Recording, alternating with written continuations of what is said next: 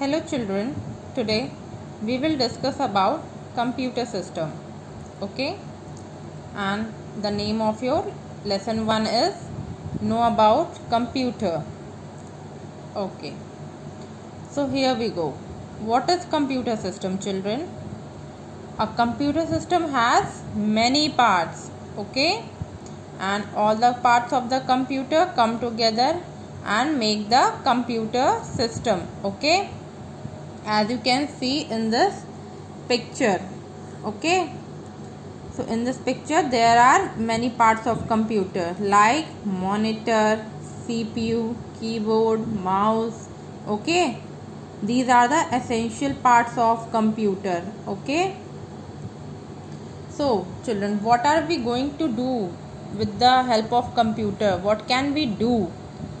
So with the help of computer we can learn new things, we can play games, we can send messages. Okay, designing machines and other layouts, keeping record and other information, making cartoons and movies, creating books and other documents, booking and cancellation of tickets. So these are the things which we can do with the help of computer. And children, who is the father of computer? So Charles Babbage is known as the father of computer, or Charles Babbage is the creator of computer. Okay,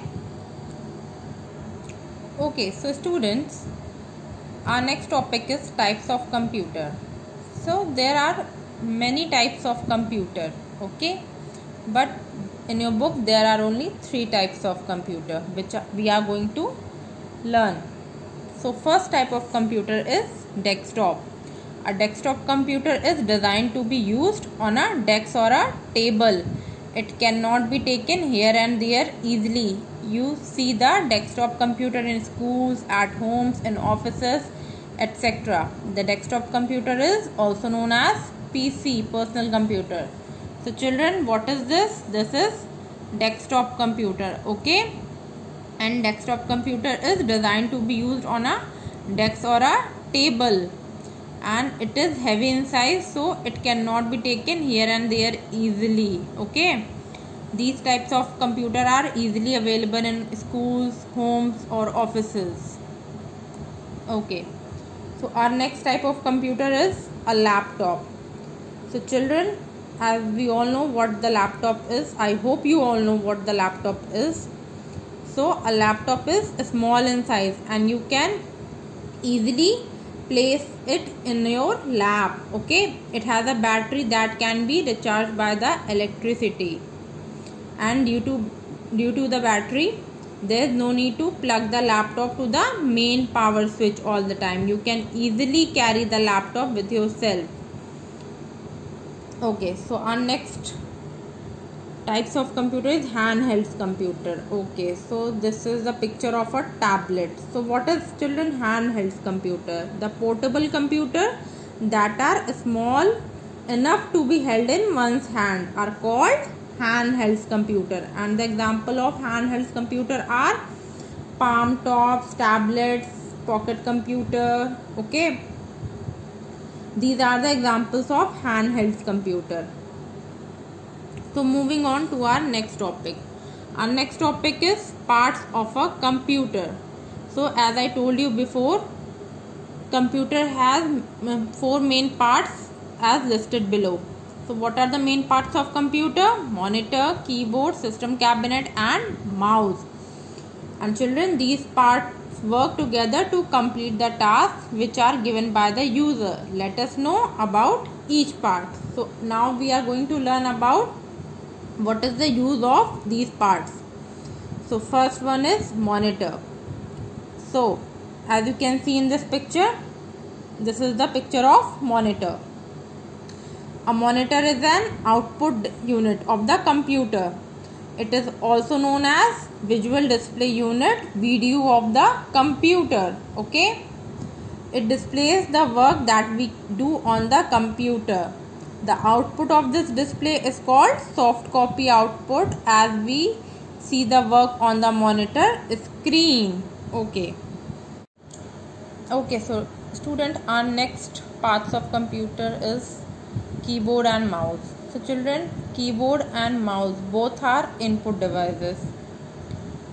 So now you all are thinking, what is input devices? So children, input devices are those devices that are used to enter data and instruction into the computer, and the most usual input devices are a keyboard and mouse. Okay, so the next fourth one is the processing device. Okay, so children, the central processing unit processes the input given by the input devices. Okay, it actually execute the instruction whatever is typed through keyboard, and whatever is done with mouse, okay, goes to the CPU, and now the CPU process it and send the result to monitor screen. Okay, so these are the parts of computer.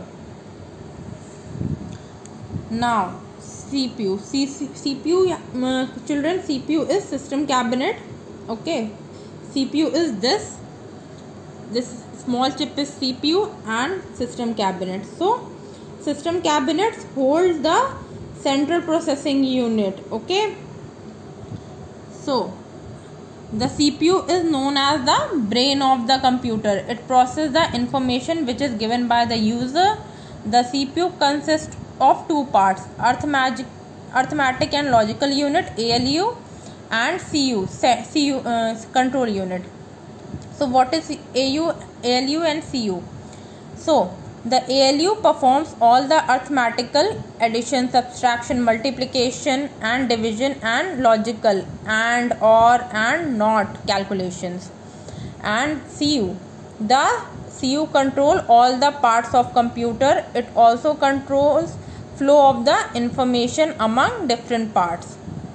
Okay, so children, CPU consists two parts, ALU and CU. Okay, now next one is memory unit. There are two types of memory in the system cabinet: primary and secondary memory. So primary memory, the RAM, random access memory, and ROM. RAM and ROM are called primary memory. So what is the use of RAM and ROM? What is the work of RAM and ROM? So RAM stores the data temporarily that can be accessed and alternated by the users, and ROM stored read-only data that cannot be alternated by the users. Okay. Now coming to the secondary memory. A hard disk is called secondary memory. Hard disk stores huge amount of data permanently until someone erases it purposely. Each computer must have a hard disk. Apart from the hard disk, pen drive, CD and DVD are also called a secondary memory, but they are not necessary components of a computer. Okay, so children, here we are going to learn about primary memory and secondary memory. What is primary memory and what is secondary memory? Primary memory is known as RAM and ROM are called primary memory, and secondary memory, hard disk, is called secondary memory. And what is the work of hard disk? Hard disk stores huge amount of data permanently. This is the picture of hard disk and this is the picture of RAM and ROM, as you can see. Okay, so students, now let us know what makes a computer powerful and useful. The following characteristics make a computer powerful and useful. Speed. Computer works very fast as it can perform billions of instructions in a few seconds. 1 second is a lot of time for a computer. The speed of computer is measured in GHz.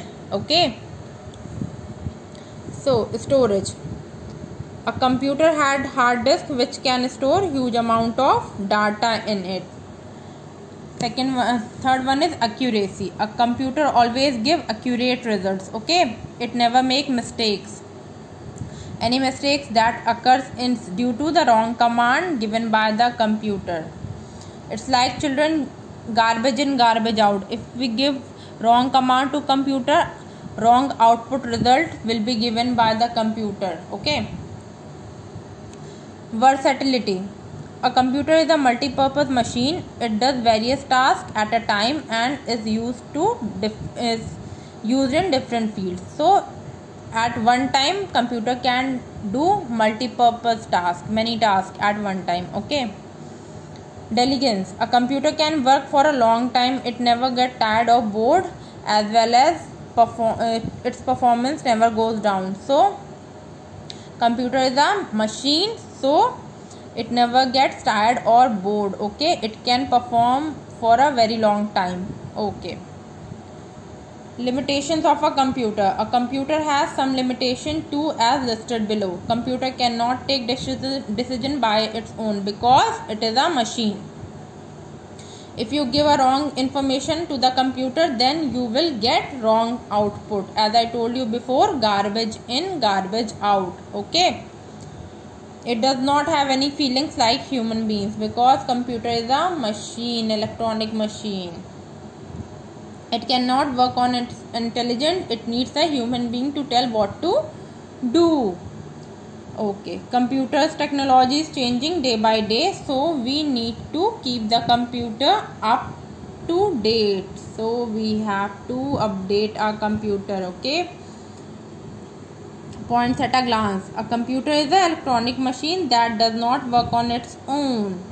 A desktop computer is fixed on a desk or a table. It cannot be taken here and there easily. A laptop is small in size. You can easily carry it with yourself. The handheld computer are small enough to be held in one's hand. Monitor, keyboard, mouse and system cabinet are the main parts of a computer. ALU and CU are the components of the CPU. RAM and ROM are called primary memory. Hard disk, CD, DVD and pen drives are the example of secondary memory. Okay, so children, your lesson 1 on computer is completed.